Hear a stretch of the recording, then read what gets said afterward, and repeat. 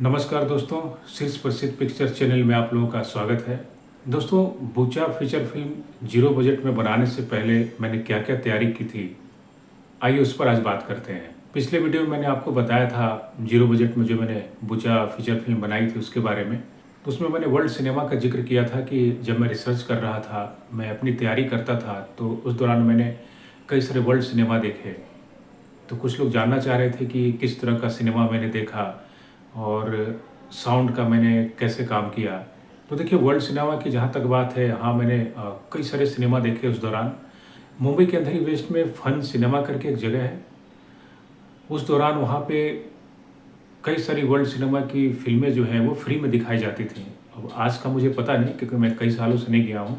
तो वहाँ पे शायद 1-1 महीने तक फ्री में वो फ़िल्में दिखाई जाती थी और वो फ्रेंच की फ़िल्में हों, चाहे अमेरिकन फ़िल्म्स हो या फिर जापानीज़ फ़िल्म हो, इटालियन फ़िल्म हो, तो बहुत ही एक से एक बेहतरीन फ़िल्में मैंने वहाँ पे देखी और काफ़ी कुछ सीखा।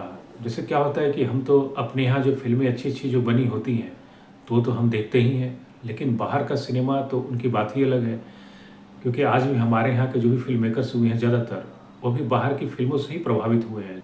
चाहे सत्यजीत रे हों, चाहे कोई भी हो, और भी अलग-अलग के जितने भी डायरेक्टर्स हुए हैं, जिन्होंने अच्छा-अच्छा सिनेमा बनाया है, तो बाहर की फ़िल्में भी उन्होंने देखी हैं और अमेरिकन फ़िल्म से लोग प्रभावित रहे हैं। उस दौरान मैंने जो कई सारी फ़िल्में देखी, उसमें एक फ़िल्म थी द बाइसिकल थीफ। ये बड़ी ही प्यारी-सी फ़िल्म है। ये फ़िल्म मुझे बहुत ही अपील की थी। तो ये जो द बाइसिकल थीफ जो है, एक मध्यम वर्गीय परिवार की कहानी है। उसमें जो मेन लीड एक्टर होता है, वो है, उसकी वाइफ़ है, उसके 2 बच्चे हैं। तो उसके पास जॉब नहीं थी, तो जॉब के लिए तो उसे पता चला कि एक जगह नौकरी मिल रही है, लेकिन उसके लिए साइकिल चाहिए, लेकिन उसके पास साइकिल थे नहीं। तो घर की कुछ चीज़ों को गिरवी रख कर उसने साइकिल खरीदा और फिर उसे नौकरी मिली, जिससे अपने परिवार का लालन-पालन करे। उसका काम था पोस्टर्स चिपकाना। तो कई सारे जो वर्कर्स थे, उनको सीढ़ी दिया गया था, जो कंधे पे लाद कर ले जाते थे और साइकिल चलाते हुए जहाँ-जहाँ उनका काम था, वहाँ जाकर पोस्टर चिपकाना होता था। तो एक टाइम वो पोस्टर चिपका रहा था, तो देखा कि नीचे उसकी साइकिल नहीं है, किसी ने उसकी साइकिल चोरी कर ली। तो पूरी फ़िल्म के लिए वो मारा-मारा फिरता अपनी साइकिल को ढूँढने के लिए। आपको पता है कि एक मध्यम वर्गीय फैमिली और उस ज़माने में साइकिल कितनी बड़ी चीज़ होती थी। अगर वो खो जाए तो उसको पता है कि मैं तो नौकरी कर नहीं पाऊँगा। तो पूरी फ़िल्म इसके साइकिल के इर्द-गिर्द घूमती है और एक फैमिली का जो संघर्ष है वो दिखाया गया है, बाप-बेटे का, फैमिली का, फिर सोसाइटी का। तो बड़ी अच्छी-सी प्यारी-सी फ़िल्म है। मुझे लगता है कि शायद आप लोगों ने देखी हो, अगर नहीं देखी हो तो प्लीज़ इसे ज़रूर देखिएगा। और इसके अलावा जो वर्ल्ड सिनेमा की आप मुझसे पूछ रहे थे कि कौन-कौन सी फ़िल्में मैंने देखी हैं, तो एक और फ़िल्म थी शिंडलर्स लिस्ट, जो वर्ल्ड वार के दौरान की फ़िल्म थी और इसे डायरेक्ट किया था स्टीवन स्पीलबर्ग ने। ये भी बड़ी ही अच्छी फ़िल्म है और रियलिस्टिक बेस्ड फ़िल्म है, सच्ची घटना पे आधारित फ़िल्म है। एक टाइम पे जब वर्ल्ड वार छिड़ा हुआ था, तो हिटलर का शासन था और आपको पता हो कि नाज़ी लोगों ने यहूदियों पे कितना जुल्म ढाया था। उन्हें गैस चैम्बर में मार देना, कहीं भी लाइन में खड़ा करके शूट कर देना, तो ये सब चीज़ें आम बात थी उन दिनों। तो इस फ़िल्म में दिखाया गया है कि ऑस्कर शिंडलर नाम का एक बिज़नेसमैन था, जो उस टाइम पे उसने बर्तन बनाने का कारखाना खोला और उसमें 300 साढ़े 300 यहूदियों को उसने रखा काम के लिए, मज़दूर, एज़ ए वर्कर। तो एक टाइम आता है कि जो ऑस्कर शिंडलर है, वो भी नाज़ी था, लेकिन धीरे-धीरे उसे अपने वर्कर से एक अटैचमेंट हो जाता है और वो देखता रहता है अपने इर्द-गिर्द कि कैसे लोगों को मारा जा रहा है, कितने लोग मारे जा रहे हैं।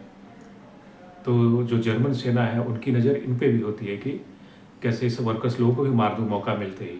लेकिन ये क्या है कि बिज़नेसमैन है, तो बड़े-बड़े जो ऑफ़िसर्स थे, उनके लिए पार्टी ऑर्गेनाइज़ करता है, उनके लिए बढ़िया रेटिंग का व्यवस्था करता है, उनको कई तरह के बड़े-बड़े महँगे गिफ्ट्स देता है। इस तरह से वो अपना एक रिलेशन एक स्थापित कर लेता है उन बड़े-बड़े लोगों के साथ, उनका उठना-बैठना शुरू हो जाता है।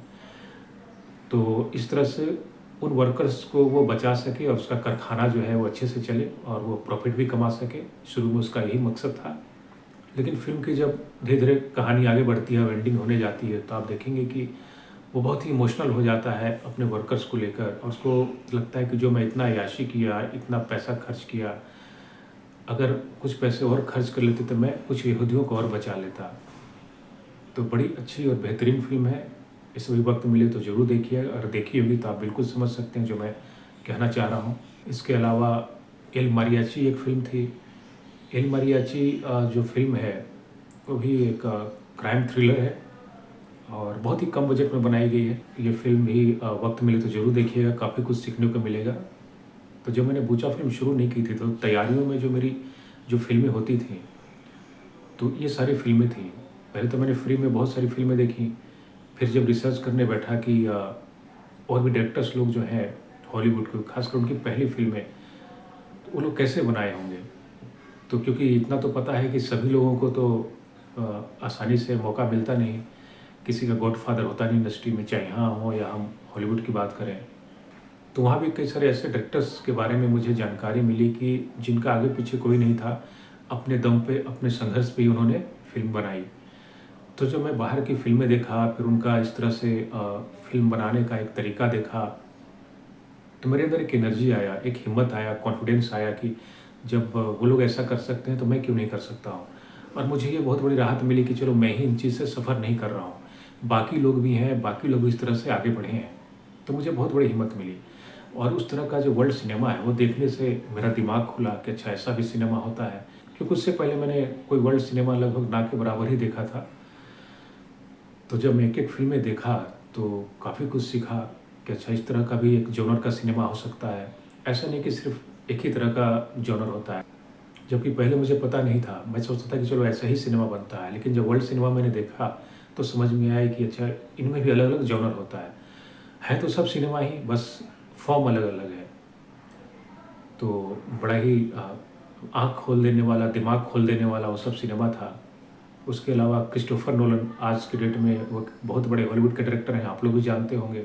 अभी लेटेस्ट उनकी जो फ़िल्म रिलीज़ हुई थी ओपेनहाइमर, जो एक साइंटिस्ट के ऊपर स्टोरी थी, जिन्होंने न्यूक्लियर बॉम्ब बनाया था, तो काफ़ी फ़ेमस डायरेक्टर रहे हैं। तो उनकी भी जब मैं जीवनी के बारे में जब रिसर्च किया और मेरी कोशिश रहती थी कि कोई भी डायरेक्टर जैसे ज़ाहिर-सी बात है कि पहले छोटी-सी फ़िल्म बनाई होगी, तभी बड़ी फ़िल्म बनाए होंगे। तो मैंने उनकी शॉर्ट फ़िल्म देखी, एक बग करके उनकी शॉर्ट फ़िल्म थी, वो मैंने देखी। उस शॉर्ट फ़िल्म के बाद उन्होंने एक और फ़ीचर फ़िल्म बनाई थी, लेकिन टेक्निकली कुछ इश्यू की वजह से वो फ़िल्म बंद हो गई थी, आगे नहीं बन पाई थी। तो उसके बाद उनकी एक फ़िल्म आई थी फॉलोइंग, तो फिर मैंने वो फ़िल्म देखी। क्योंकि मैं भी रिसर्च कर रहा था और मैं बिल्कुल एक तरह से मेरे सामने बहुत बड़ी बाधा थी कि मेरे पास बजट नहीं है, तो मैं कैसे फ़िल्म बनाऊँ? तो उस दौरान मैंने ये सारी रिसर्च करना शुरू कर दिया था और कई तरह के सिनेमा ढूँढ-ढूँढ कर देखा करता था। फॉलोइंग फ़िल्म मैंने देखी और ये भी करीब 2.5 लाख या 3 लाख के आसपास की बजट की फ़िल्म थी। तो मुझे लगा कि जब ये लोग हॉलीवुड में इस तरह की इतनी कम बजट में फ़िल्में बना सकते हैं, तो फिर मैं क्यों नहीं बना सकता हूँ? तो फिर इस तरह से कई सारी फ़िल्में मैंने देखी, चाहे रिडली स्कॉट हो, उनकी फ़िल्में देखी और फिर पैरानॉर्मल एक्टिविटी, एक कमरे में ही पूरी फ़िल्म शूट हुई है। ये हॉरर फ़िल्म है, ये भी आपको मौका मिले तो ज़रूर देखिएगा। उसके अलावा एक फ़िल्म मैंने बार-बार देखी, मुझे लगता है कि कई बार मैंने देखी होगी, करीब 24-25 बार देखी उस दौरान, द ब्लेयर विच प्रोजेक्ट। ये फाउंड फुटेज हॉरर फ़िल्म है। कुछ स्टूडेंट्स लोग होते हैं और उन्हें एक जगह जो हॉन्टेड प्लेस है वहाँ पे जाके कुछ रिसर्च करते हैं और उनके पास एक कैमरा होता है, तो उससे सारा चीज़ वो रिकॉर्ड करते हैं और उसी हॉन्टेड प्लेस में जहाँ पे वो गए होते हैं एक, तो वहाँ पे उनके साथ इंसिडेंट हो जाता है। तो इस पे एक फ़िल्म है, तो भी बड़ी अच्छी फ़िल्म बनाई गई थी, नए लोगों ने बनाई थी और उस टाइम पे बहुत अच्छा बिज़नेस किया था। तो इस तरह से कई सारी फ़िल्में मैंने उस दौरान देखी। फिर टेक्निक देखा कि किस तरह से टेक्निक का उन्होंने यूज़ किया है, कैसे फ़िल्म बनाई। तो मैं भी टुकड़े-टुकड़े में फ़िल्म को करके बनाया। सोचा कि एक बार देखूँगा कि अगर मुझे पूरी फ़िल्म बनानी है तो शायद ना बना पाऊँ। तो इसको टुकड़े में उसको बाँटा पहले कि पहला भाग में ये करूँगा, दूसरा भाग में ये करूँगा, तीसरा भाग में ये करूँगा। तो मुझे चीज़ें थोड़ी-सी लाइट लगेंगी, हल्की लगेंगी। तो इस तरह से मैंने प्लानिंग करना शुरू किया।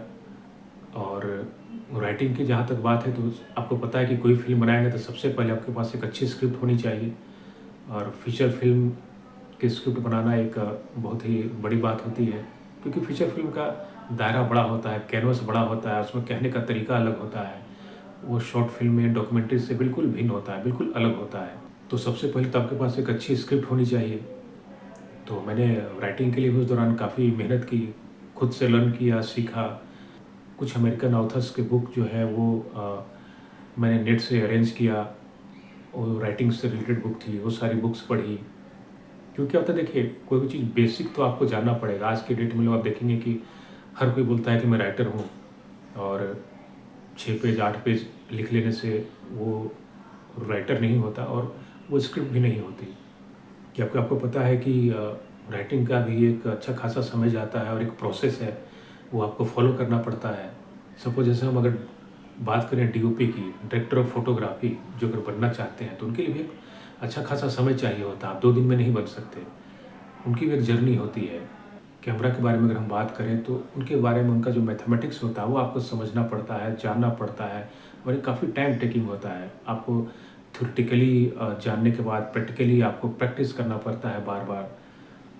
जैसे कैमरा का जो बेसिक जो होता है, आपका शटर स्पीड क्या होता है, अपर्चर क्या होता है, फोकस कैसे सेट किया जाता है, उसका लेंस कैसे काम करता है, कौन-कौन से एंगल से शूट करते हैं, ट्राइपॉड का क्या यूज़ है। तो इस तरह से बहुत सारी चीज़ें होती हैं, जब तक आप प्रैक्टिस नहीं करेंगे तब तक वो आप सीख नहीं पाएँगे, और एक बार में आप शार्प नहीं होंगे। कई बार करते तो फिर जाकर आपका हाथ बैठता है, फिर आपका माइंड उस तरह से काम करने लगता है। तो अच्छा खासा समय चाहिए होता है। उसी तरह से राइटिंग भी वही चीज़ है कि आप इसमें समय देंगे तो इसमें कई सारी लेवल होती है। जैसे आप अगर बात करें इसकी लेवल की, तो पहले तो होता है बेसिक, जो एक आपका जो आइडिया होता है, आपको लगता है कि इस आइडिया पे एक फीचर फ़िल्म बनाई जा सकती है, तो उसके बाद उसके स्ट्रक्चर पे काम करते हैं। स्टोरी इसमें डालते हैं, कहानी डालते हैं, फिर उसका टेम्पो देखते हैं कि किस तरह का जाएगा, कहाँ पे इंटरवल होगा, उसमें एक्शन है कि क्राइम है कि थ्रिलर है कि रोमांटिक है, कौन-सा जॉनर है। तो वो कई सारी चीज़ें होती हैं। उसमें डायलॉग फिर लिखना पड़ता है, तो तब जाकर वो एक स्क्रिप्ट जो है वो रेडी होती है। उसके कई बार उसके ड्राफ्ट पे काम करने पड़ते हैं। बिगिनिंग टू एंड आपने लिख लिया, तो वो रेडी नहीं हो जाता, उसके बाद फिर से आपको उस पे बैठना पड़ता है। तो कई सारी चीज़ें क्लियर होती जाती हैं। तो इस तरह से आपको काम करते रहना पड़ता है। जैसे बूचा जो फ़िल्म, जो फीचर फ़िल्म मैंने लिखी थी, मेरा 7वां ड्राफ्ट था। तो आप दूसरा पहला ड्राफ्ट में भी फ़िल्म बना सकते थे, लेकिन लगता है ना कि हाँ, इसमें और काम करेंगे तो और फ़िल्टर होगा, और टाइट होगा। और ज़ाहिर-सी बात है कि जितना आप उस पे काम करेंगे, उतना वो टाइट होता है। जब आप खुद सैटिस्फाइड हो जाएँगे, हाँ, अब इसमें कोई क्वेरीज़ नहीं है, तो आप अगर सैटिस्फाइड हो जाएँगे, तो फिर होता है कि हाँ, चलो, जब मुझे कोई क्वेश्चन इसमें नहीं दिख रहा है, तो फिर सामने वालों को भी नहीं दिखेगा। तो सबसे पहले आपका सैटिस्फाइड होना बहुत ज़रूरी है कि हाँ, मैंने अपने लेवल पे एक पूरी तरह से इसको रेडी कर दिया है। तो फिर स्क्रिप्ट जो होता है वो लॉक करनी चाहिए। और साउंड का जहाँ तक बात है, तो साउंड के लिए मैंने एक बूम माइक मैंने परचेज़ किया था, और उसके अलावा एक शॉटगन माइक परचेज़ किया, और जूम का डिजिटल रिकॉर्डर था। तो ये 3 चीज़ को लेकर मैंने एक कॉम्बिनेशन बनाया, और लाइव साउंड जो है वो रिकॉर्ड किया इसके थ्रू। तो बूचा फ़िल्म में आपने जो देखी हुई, इसमें जो साउंड था, बस इन्हीं तीनों चीज़ों की सहायता से किया। और लाइटिंग की जहाँ तक बात है, तो लाइटिंग जो है वो डे लाइट का मैंने काफ़ी यूज़ किया है, और करना भी चाहिए। और रात का जो था वो मैंने चाइनीज़ बल्ब कुछ ले लिए थे, और मोबाइल के लाइट्स हो गए। तो जैसा सीन का रिक्वायरमेंट है उसके हिसाब से मैं यूज़ करता था। अब जैसे एक सीन है जो दादाजी का है, घर के आंगन में बैठे हुए हैं, तो वहाँ पे सोर्स ऑफ लाइट जो होता है वो था चंद्रमा। तो आप अगर नाइट सीन कर रहे हैं तो डिपेंड करता है इसके ऊपर कि आप घर के अंदर वो शॉट ले रहे हैं कि घर से बाहर ले रहे हैं। अगर घर के अंदर ले रहे हैं तो खिड़की खुली है, दरवाजे खुले हैं या नहीं है। अगर खुली है तो बाहर का लाइट आ रहा है या नहीं आ रहा है। तो चंद्रमा का लाइट आएगा तो आपको हल्का नीले रंग का रखना है, क्योंकि चंद्रमा का लाइट नीला होता है रात में। और अगर आपका सोर्स ऑफ लाइट अगर घर के अंदर है, तो मान लीजिए आप, जैसे मेरी गाँव की थी इसलिए मैं उस हिसाब से आपको बता रहा हूँ। तो गाँव के अंदर जो है लैंटर्न चलता था उस समय, लालटेन जो कहते हैं। और छोटे छोटे जो है मिट्टी के तेल, जो केरोसिन के तेल की छोटी शीशी में डालकर उनको जलाकर वो लाइट का वो उपयोग किया जाता था। तो उसका लाइट आप देखेंगे कि येलो कलर का होता है, तो हमने येलोइश उसका टेक्सचर रखा। तो ये डिपेंड करता है कि सोर्स ऑफ लाइट आपका क्या है। चंद्रमा है या बल्ब है या लैंटर्न है, तो उसके हिसाब से वो सारा चीज़ डिज़ाइन किया जाता है। मुझे एग्जीक्यूशन लेवल तक आते-आते ही मुझे करीब 1.5 साल लग गए। तो ऐसा नहीं होता है कि आप कोई बड़ी फ़िल्म बनाना चाहते हैं तो आज सोच लिया, कल शुरू कर दिए। उसके लिए एक अच्छा खासा समय जाता है और बड़ी फ़िल्म का टेम्परामेंट ही अलग होता है, एक अलग सोच होता है। उस हिसाब से आपको, उस कैनवस के हिसाब से आपको लेकर चलना पड़ता है। सारी तैयारी, पूरी टीम, स्क्रिप्ट रेडी होनी चाहिए। जब एक तैयारी आपकी पूरी हो जाती है तब आपको खुद लगता है कि हाँ, अब मैं इसको शूट कर सकता हूँ। तो फिर आप निकलते हैं शूट करने के लिए। ऐसा नहीं कि बजट नहीं है तो फ़िल्म बनाना मतलब थोड़ा आसान हो जाता है, बिल्कुल नहीं। आपको हर तरह से ही टफ़ होता है क्योंकि देखिए फ़िल्म तो फ़िल्म होती है। फ़ीचर फ़िल्म की अगर बात करें तो चाहे बजट की हो या बिना बजट की हो, प्रोसेस तो वही रहता है, समय भी उतना ही जाता है और उतनी ही मेहनत रहती है। और बजट ना होने की वजह से तो और भी दिक्कत होती है, क्योंकि अगर बड़ी-बड़ी फ़िल्मों में अगर आप देखेंगे, तो बजट होने से चीज़ें आसान हो जाती हैं। तो बजट रहने के बाद भी आपको बहुत सारी दिक्कतों का सामना करना पड़ता है सेट पे। मैंने तो खुद देखा है सेट पे, बड़ी-बड़ी फ़िल्मों के सेट पे जाके देखा है कि कितने सारे डीओपीज़ बदल जाते हैं, कितने सारे एसोसिएट एडी बदल जाते हैं, एडी बदल जाते हैं, इवन डायरेक्टर तक चेंज हो जाते हैं, एक्टर भी चेंज हो जाते हैं। मैंने देखा है कि फ़िल्म जब शुरू होती है, तो उस समय टीम कुछ और थी और फ़िल्म ख़त्म होते-होते वो टीम ही बदल जाती है। तो ऐसा भी होता है। और देखिए बाकी रिसर्च वगैरह तो जो भी स्टडी आप करेंगे वो तो है ही, लेकिन उसके अलावा टेक्निकली जो होता है वो भी आपकी अपनी तैयारी होनी चाहिए। अब जैसे मेरा क्या था कि मैंने थोड़ा बहुत बेसिक जो होता है कैमरा, उसके बारे में भी सीख लिया था ताकि इन एनी केस कोई दिक्कत आए तो मैं सँभाल सकूँ। और थोड़ी बहुत एडिटिंग भी मैंने सीख लिया था, टाइमलाइन पे कैसे लगाते हैं और रफ़ कट एक बेसिक जो होता है वो कैसे एडिट करते हैं ताकि किसी पे पूरी रूप से डिपेंड ना रहूँ और काम अपना बढ़ता रहे। तो और साउंड का भी एक बेसिक कुछ-कुछ मैंने सीखा था। तो जो भी जिसको मैंने साउंड का काम सँभालने को दिया था, तो वो सब आर्टिस्ट लोग ही थे। तो उसका जब शूटिंग जब ख़त्म हो जाता था तो वो साउंड का काम देखता था।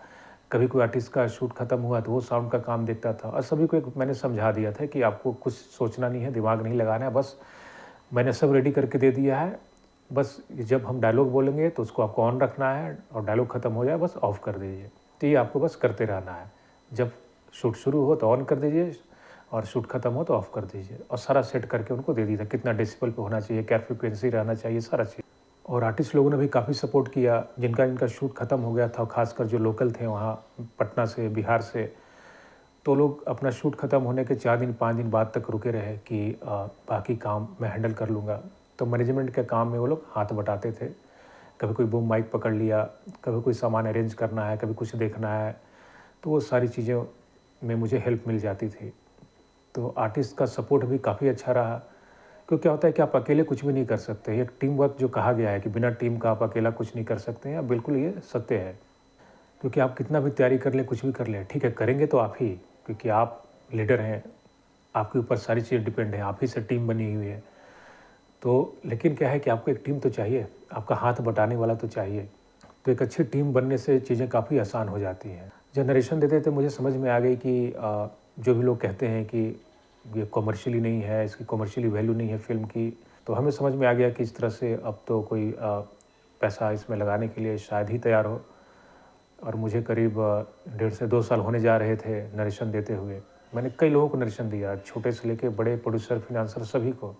तो जब एक टाइम तो आता है जब आपको एक डेडलाइन जो है निर्धारित करना पड़ता है कि बस इसके बाद नहीं।